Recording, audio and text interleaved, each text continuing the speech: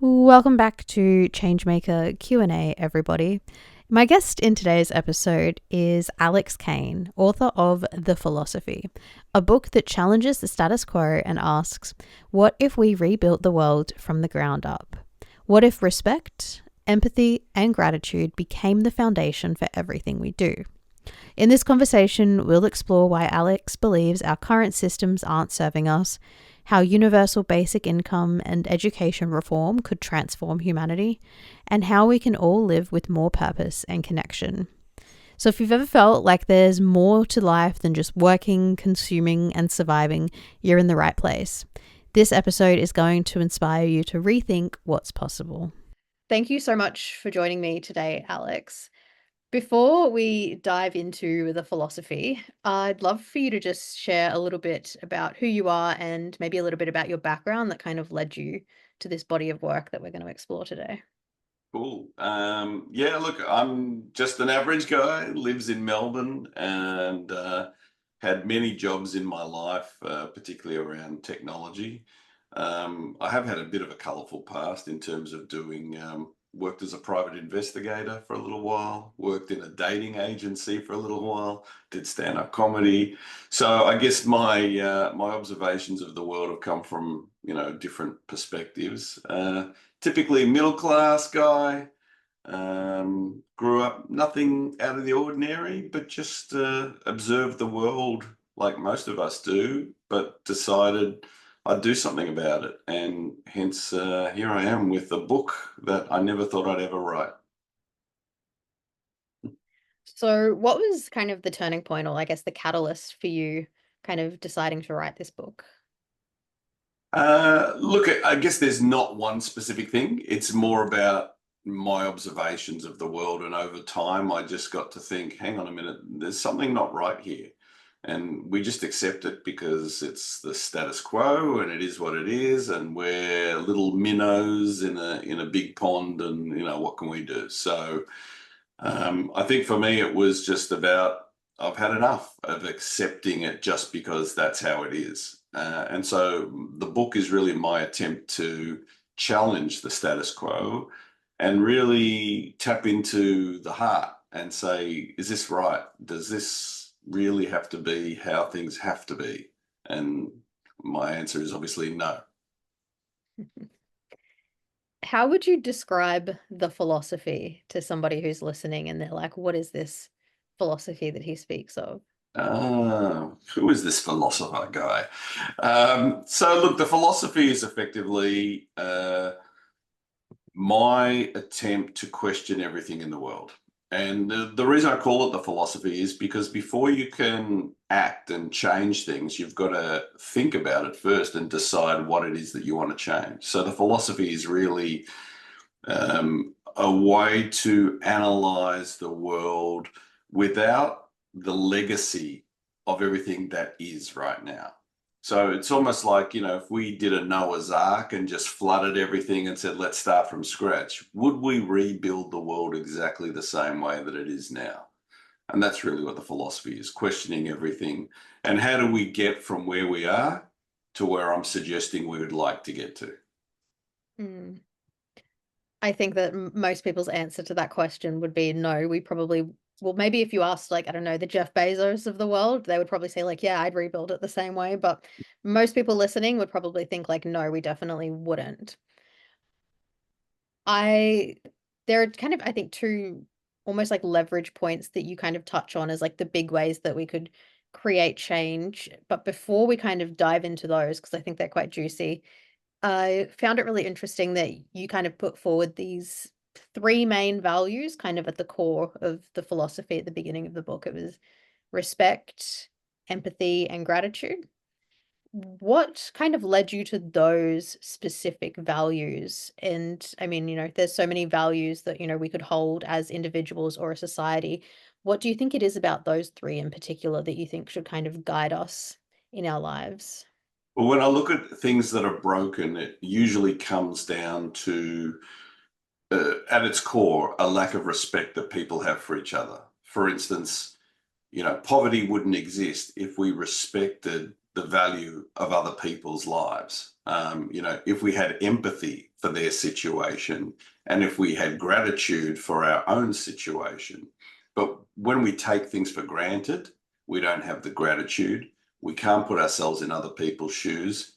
And therefore, why would we even see value in trying to fix their lives when all we want to do is focus on bettering our own lives? So it's really those three things. If we can address those, I think then we can change a lot of the ills that society faces today. Mm. In the start of the book, you also mentioned that you've kind of been on this journey or this quest of questioning things. And, you talk about how when you traveled when you were younger, that really kind of influenced you. I wonder if there are any kind of particular philosophers or philosophies that you think have largely kind of influenced the view that you take in your work and how you kind of approach the way we can change the world. Um, Look, there are many philosophers over the years who have shared the same kinds of ideas.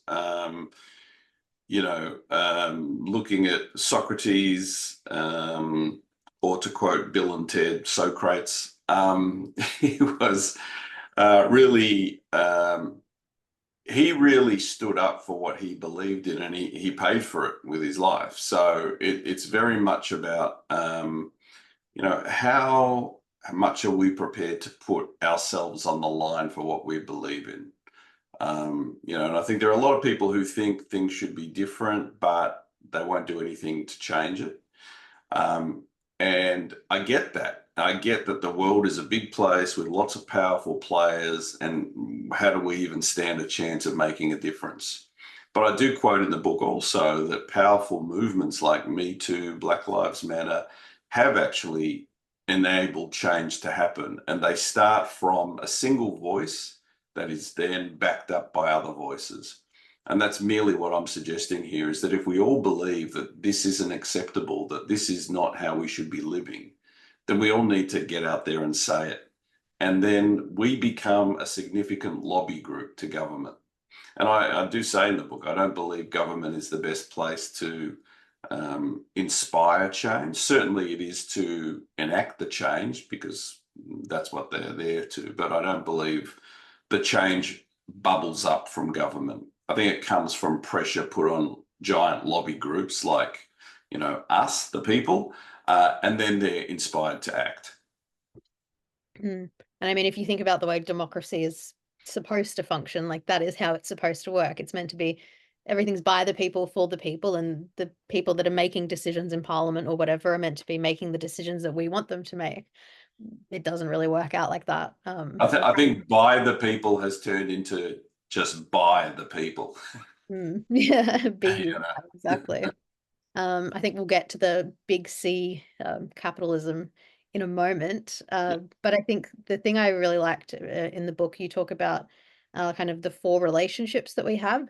And I think that's a good way of people kind of thinking about, well, if I'm not going to just, palm off all of the problems on the world into this, majestic beast that is the government to fix. And if it's up to us as, people and individuals to kind of be the ones to enact change, these four relationships, I think, kind of give people a starting point as to how they actually kind of go about that. If you could just touch on what those four relationships are. Yeah, so look, those four relationships underpin, I guess, the pillar of respect in particular. And so the first relationship is our relationship with the universe. So if you think about it, that we are, we like to think of ourselves as super important, but really we're this tiny little speck floating in space. And we think of ourselves as being so important. When we think about how we even got to be here, the magic of the universe and science and how we even exist, nature, you look at the human body, you look at just everything, that's where you can feel really humbled. And that's when you can start to take on the pillar of gratitude, when you start to realize how amazing it is that we're even here in the first place. So it's hard to be full of yourself when you have that lens. The next relationship is our relationship with ourselves. So often we act in this world based on our programming. And not everyone takes the time out to be self-aware. And when you become self-aware, you start to understand, hang on, some of these things that I'm doing, I'm running on autopilot. That's not me actually doing it. This is programming from my upbringing or from my influences. I'm not really in control. I think I'm doing these things, but maybe I'm driven by fear or some other thing that's driving it. So when we become aware, we can actually start to self-censor or intervene and actually make sure that our actions are aligned with what we really want to achieve. Um, the next one is our inner circle. How do we interact with our loved ones, people that are our family, our friends, people in our local community who we deal with?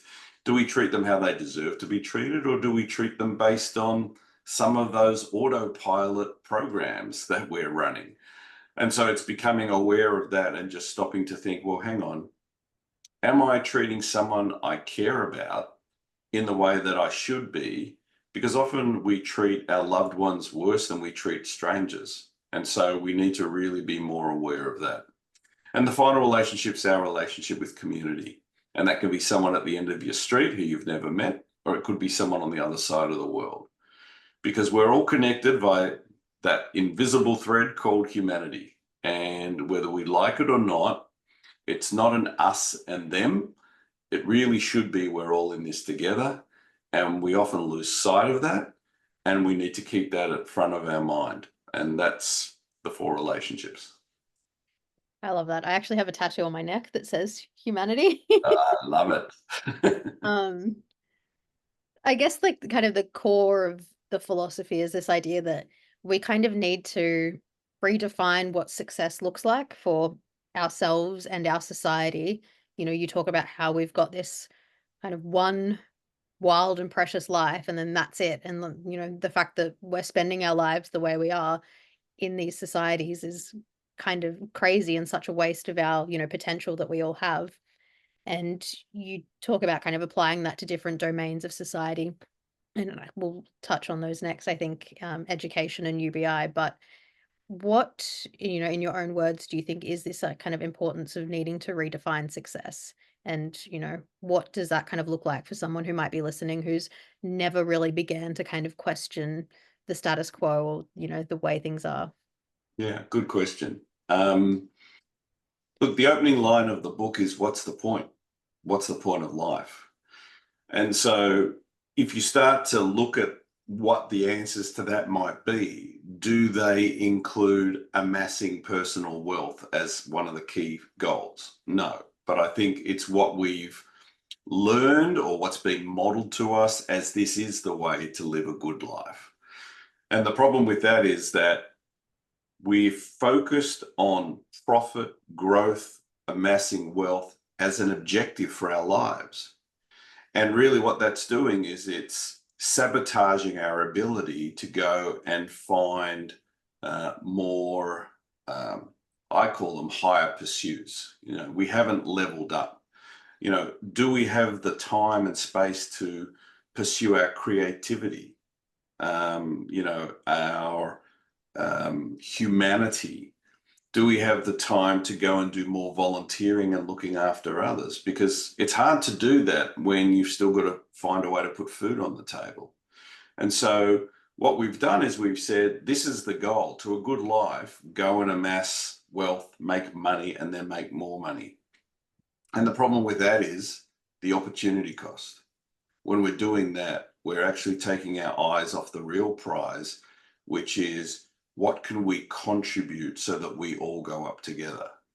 And that's why I say we haven't leveled up, because we're still stuck in this primitive idea of hoarding for ourselves. You know, it's that primitive part of the brain that says, I can't give to you, I need to keep it for myself. And we still do it in so many ways. And then obviously success becomes defined as accumulation. And in a very consumeristic environment that we live in today, in a capitalist society, that means we just acquire. You know, we're not doing any favors to the planet. We're not doing any favors to each other with that mindset. And so really success needs to be defined or redefined as contribution and not necessarily just working a job, accumulating wealth, that's success. And that's really, when you ask the question about what tipped this off for me, it was that feeling for me as I was accumulating success, that I didn't feel successful, because I looked around and I saw what's happening in the world. There are so many people doing it rough, and I couldn't say that success was being achieved for me in my own little swim lane with no regard to anything else that was going on around me. And I think that's the thing. We've got to be more mindful of us and not just me. Mm. I think that is, yeah, one of the things living in like such an individualistic society. It's so hard for us to kind of shift and like even think about how the world could be different because we're so programmed to think about things from our own personal perspective and our personal experience. And even, yeah, what you touched on, this idea of like feeling like we need to look after ourselves and always like hoarding more and never having enough.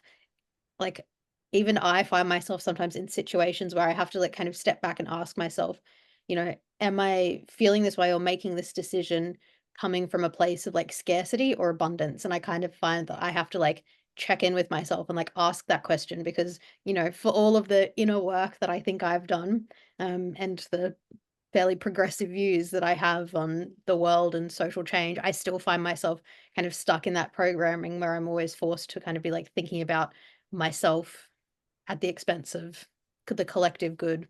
And I think that's something you talk about, is this idea that like what is good for all of us is also good for me. Yeah, and there is that idea of true north and magnetic north, right? I talk about that too. True north is what we know deep down to be true. Magnetic north is that pull that we often feel, whether it's, profits or politics or other agendas that are taking us off our true north course. And it's understandable, we're being bombarded by these messages constantly on our TVs, on our feeds. So it's understandable that we get pulled, and it plays on us, and we feel, yeah, I need to make this, I need to live up to this expectation, or what happens when I retire and I've got no money? How am I going to survive? So we're constantly being told we have to keep growing in that way. And um, I think often deep down we know that what we're doing isn't right. It feels necessary, but it doesn't feel right. And there's a misalignment there. And I'm saying that rather than us changing what we know to be true to fit in with that narrative, we need to change what's happening out there to fit in with what we know to be true. Hmm. So for someone who's listening and they're thinking, great, I feel that way, I can, relate to this. What are the solutions? How do we do that? How do we get there? I'm so glad you asked, Tiana. So look, if you see this idea of respect, empathy, gratitude, the four relationships, and a whole lot more as a key to, I guess, reprogramming society, how do we do it? Right. So we often expect that good values should come from the home. As we're growing up, our parents should instill those values, and we should then come out as well-rounded, good human beings. The problem is, how do we even know our parents have those values in order to pass them down even? They're a product of their environment. And so we say that's in the home. School, you'll go and learn subject matter, you'll learn math, science, and the home will take care of all the soft skills. The problem here is that the reality is there's no way of knowing whether people are being exposed to those good values in the home. There's no consistency necessarily. We don't know. And so what I'm proposing is that we turn schools, we turn the education system into a means for instilling values in people. And so if you imagine that currently schools, which are simply institutions really for learning subject matter to get you ready for the job market and to assist the economy and to, build the GDP for your country. What if we changed that and we said, yeah, you're going to learn that stuff, but you're also going to learn other things. You're going to learn some life skills. You're going to learn values. You're going to learn respect, empathy, and gratitude as actual subjects, not just it'll be inferred from a text that you're reading and you got to figure it out if you get those values from the novel that you've just read. I'm saying from a very young age, from preschool, we start bringing these concepts to students in an age appropriate and culturally sensitive way right throughout their schooling. And so as you get older, those concepts are just expanded on and built. And you can imagine that a kid that comes through starts with that at the age of 3 or 4 today and comes through, graduates at the age of 17, 18 from school.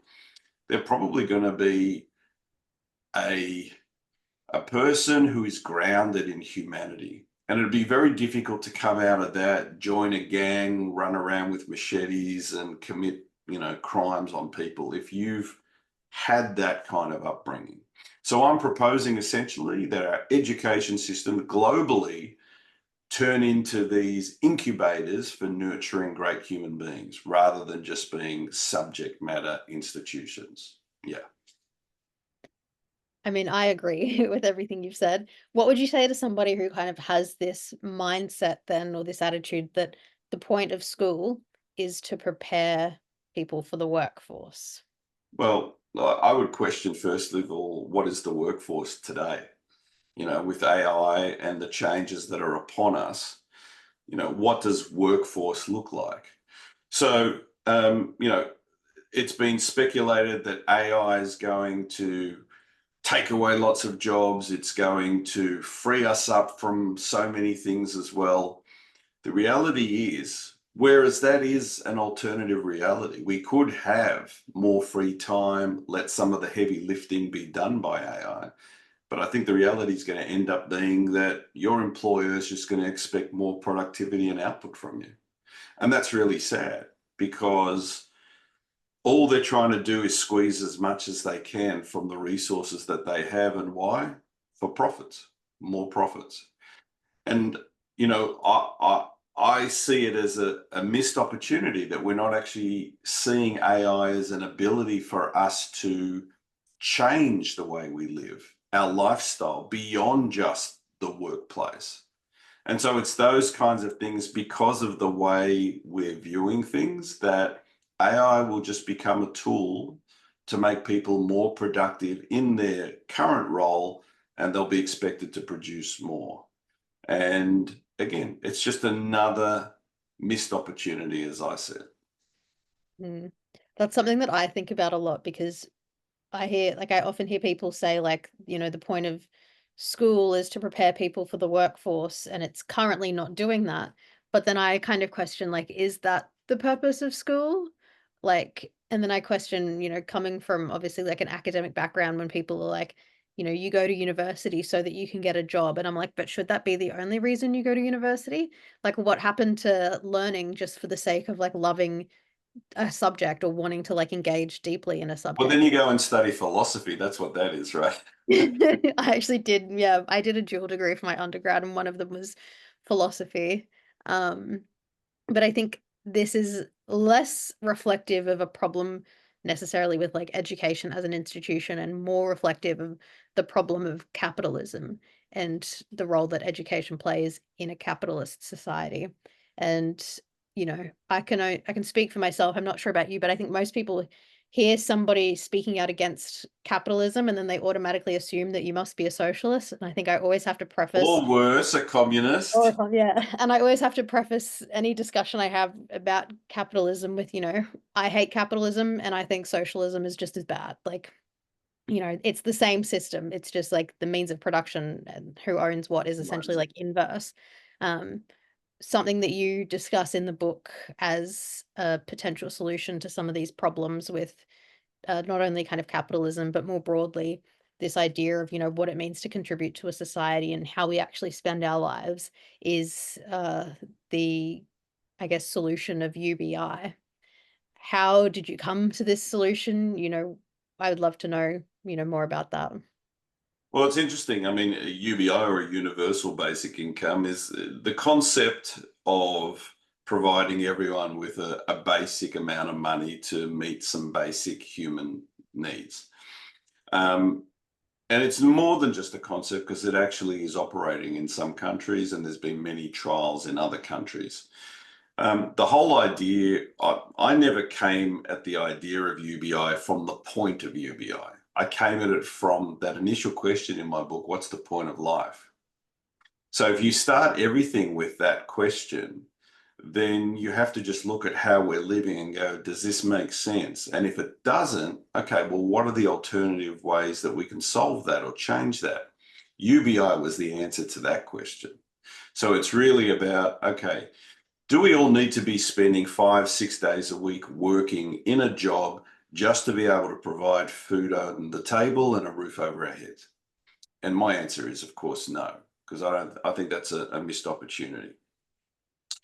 I see that life needs to be about, if you want to know my answer to the meaning of life, it is to um, be doing something meaningful for you, something that gives you meaning and purpose in your life. Now, for some people, that might mean they just want to paint all day, or they want to write poetry, or they want to study philosophy, or they may want to do volunteering and help other people. Now, it's hard to do those things when you still need to find money to eat. So this is where UBI starts to answer that question and says, well, hang on a minute. If every person had a little bit of money that covered some basic needs, such as food and maybe rent, or something like that, it's not going to give you a glamorous lifestyle, but enough so that you are surviving. Because I really focus in the book on that phrase, earning a living, right? We're earning our life, we're earning our survival. And for me, that's something animals do. They spend all their day looking for food. We live in a world of abundance. We have so many technologies and things available for us, and yet everyone, or most people, are still on that hamster wheel just trying to survive. And I think survival should be a human right that everyone just has. So there's enough food, there's enough everything in the world for everyone to have that. Now, after that, you can decide what you want to do. If all you want to do is paint all day and not earn anything in a traditional job, well, you should be able to do that. You're not going to have a great life. Maybe you'll need to share with some other people and have a roof over your head together. That might be your choice. If you want to go and earn some money additionally, then maybe you'll take a part-time job. So rather than having to have a full-time job and exclude all the things that give you joy in life, you can still do the things that give you joy in life, because that's covered by the UBI, but you might want to improve your life more. So you'll work 2 or 3 days a week instead of having to work 5 or 6. So it just opens up more choices for people to experience what life is. Again, currently it's a missed opportunity for us to level up and find those parts of what it means to be human. The animals don't necessarily have creativity. It's something that we have, but we have to try and find some time on the weekend to fit it in our lives. And I'm saying, I don't see that that's the point of life. Mm. Yeah, this notion of like needing to earn a living reminds me of when the phrase like the cost of living crisis kind of became a thing. And I just remember thinking, like, how grim is that we live in a time where the cost of just, paying to be alive is a crisis. Like, I think that is so reflective of the time that we live in. And yeah, some people just, are so, I guess, stuck in the kind of proverbial hamster wheel of needing to provide for themselves and put food on the table that they don't even have the chance to kind of step back and question these things. Imagine life, 20 years from now, if, let's say, we had $2,500 a month every person got. Now, the means of how we would do that, I talk about in the book. There's ways to achieve that, but it is working in other countries, so let's assume it's possible. Imagine the outcomes. Imagine the ability for us to go and look after other people and do more volunteering and help others. Imagine the things, more people doing things that give them joy. What would that do to our health system? It might take some of the pressure off. So there are so many benefits, but they're seen as soft benefits that they're not really taken seriously. And I think we really need to think about this as a real alternative to the way that we currently do things. And I know, look, the current capitalist society suits some people very nicely, and they're certainly not looking for change. But I'm saying for the majority of people, life isn't a ball. And I'm saying that I think we need to change things so that at a minimum, everyone has dignity and has a minimum level of humanity. And then from there, we see where we go. Mm. Something that I always find so funny is like when you talk to people about this kind of stuff, it's easier for us to imagine the end of the world than it is for us to imagine like the end of capitalism as we know it. Like I think that just speaks to, I guess, how deeply ingrained capitalism and kind of the logic of capitalism is in our society. I For don't have people, a problem with capitalism. I mean, there's some great benefits, right? It breeds innovation. People are motivated to find cures for cancer. But my question about that is why aren't we just finding cures for cancer so that we can help people? Right? We're mm, doing it because in pharmaceuticals or whatever, there's a ton of money to be made. For me, that just blows my mind that that's the reason we're doing it. And I get it. In the current paradigm, sure. And that's why you can't just change one thing and expect that everything's going to change. You need to bring in a whole lot of changes at one time to support this new ecosystem, I guess, where contribution and doing good is the new currency. mm. Yeah, I think people, when you're kind of born into like an existing paradigm, you kind of just assume that like that is the way that things are supposed to be for humans. And I'm sure that, humans that were born into a feudalist society or system probably thought that that was the way that, humans were kind of designed to live and so on and so forth. Something that you talk about in the book that I think I really like that kind of highlights this idea of like, is this really our like human nature? Is this concept of like the human operating system? I wonder if you could just maybe touch on that and how it kind of relates to this idea of, is the system that we're living in really part of human nature and does our nature kind of align with the way we're living? Yeah, look, I think being a tech nerd that I am, it made sense for me to do a comparison with computers. So, I talk about the human operating system is comprised of two parts. One is the operating system, and then the other part is the programs that we run. So I say there's human nature, which is the operating system, human nurture, and nurture meaning the influences, the things that we choose to do. They're the programs that we run. Those programs are our thoughts and actions. So while the operating system tells us how we operate in the world, it's the programs that actually tell us what we do. Now, we have a choice of what programs we run. Now, if you go to a Tony Robbins event, you might want to learn that, hey, I'm going to be a positive person. I'm running the positive person program. If you are subjected to abuse in your life, you may inadvertently be running a negative program for yourself. So it's really having, again, that relationship with ourselves, that self-awareness of what sort of programs we're running and what we can do to intervene. A lot of people think human nature, well, greed and those kinds of negative attributes are just part of human nature. And I disagree with that. I think that they are programs that we choose to run. I don't think a baby is born greedy. I think it's really about what they've learned in their environment. So I think we have the ability, and that's why I say the education system influencing us from a very young age outside of the home stands the best chance of actually re-engineering what humanity looks like. And you imagine that kids that go through that now, they'll come out in 20 years' time out of the education system. They'll then go on to become parents of the next generation that go through that same system. So that when those kids then come home, they're coming home to parents that have been exposed to the philosophy previously. all of a sudden over the next few generations, you start to see society change as a whole. Mm.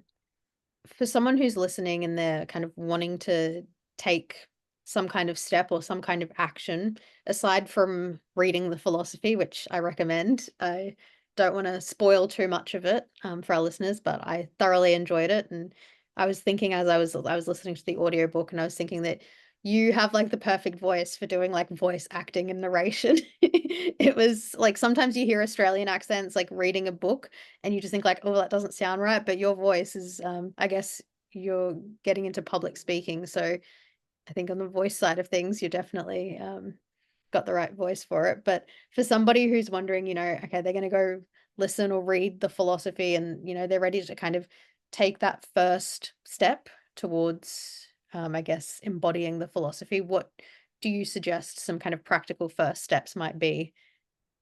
Well, look, definitely get your hands on the philosophy. The next thing I would suggest is go and talk to your neighbors. It's a really simple act that each one of us can do that can start to open us up to others. Most people might know one or two neighbors around them, but they don't know a lot of the people who they share the same airspace with. And the reason for that is we often come home, lock ourselves up, turn on the security cameras, and then feel safe in our own home environment. We are often fearful of other people who are not like us necessarily. They might be from different cultural backgrounds. And so rather than embracing them, we have this us and them mentality. So, we surround ourselves with our friends who are almost echo chambers of us. They're people that we feel comfortable in their company. So to go and see other people who may be different is uncomfortable for some people. The problem with that, though, is that we disconnect ourselves. And, in a time where we are the most connected technologically, we are yet the most disconnected socially. And it's a sad indictment on us that we do this either because we're afraid, but what really bothers me more is the idea maybe we're just not that interested in meeting other people. So, and that's a concern because it just means we don't really have the motivation to connect with others. And if we don't do that, well, it makes it very difficult for us to embody the philosophy and spread that word, because it really relies on us seeing others as us, not as different than us, but as us. And that again comes back to that pillar of gratitude and empathy and respect. So that's one thing you can do, go and meet your neighbors. The other thing, if you come to the philosophy website, which is thephilosophy.net, there is actually a community platform on there where people can join and get involved in some of the conversations around some of these topics as well. Because at the end of the day, this is more than a book. This is really a movement that I'm wanting to start here. And so that means people want to share these ideas and then spread the word, and then you become a movement with ripples going out in all directions. That's awesome. And I'll definitely leave those links in the episode show notes for people to check out. Is there anything else you would like to leave our listeners with, or? Oh, look, there are so many thoughts. In the book, I also talk about, our political systems, our economy, all the different systems that govern society. And, I question those as well. There are many things that really don't make sense. When you start to question them, you go, hang on a minute, you're right about that. I talk about things like inflation. What is inflation? It's just us putting up prices on things that don't even intrinsically have any price, but we just say, hey, they've gone up now. Why? Because wages have gone up. Okay, well, let's stop increasing wages. That'll never happen. But there are things that we can do. And, if we start questioning all the things around us, but not just for the sake of questioning, but with the intent of really wanting to do better, and we find other like-minded people, then that's really where things start. Thanks for listening to Changemaker Q&A, a production of the Humanitarian Changemakers Network. We'd like to thank our sponsors and partners who make this show possible. Whether you're just starting your change-making journey or looking to fill your change-making toolkit and amplify your impact, head to schoolofsocialimpact.org and check out our free Social Impact Foundations training.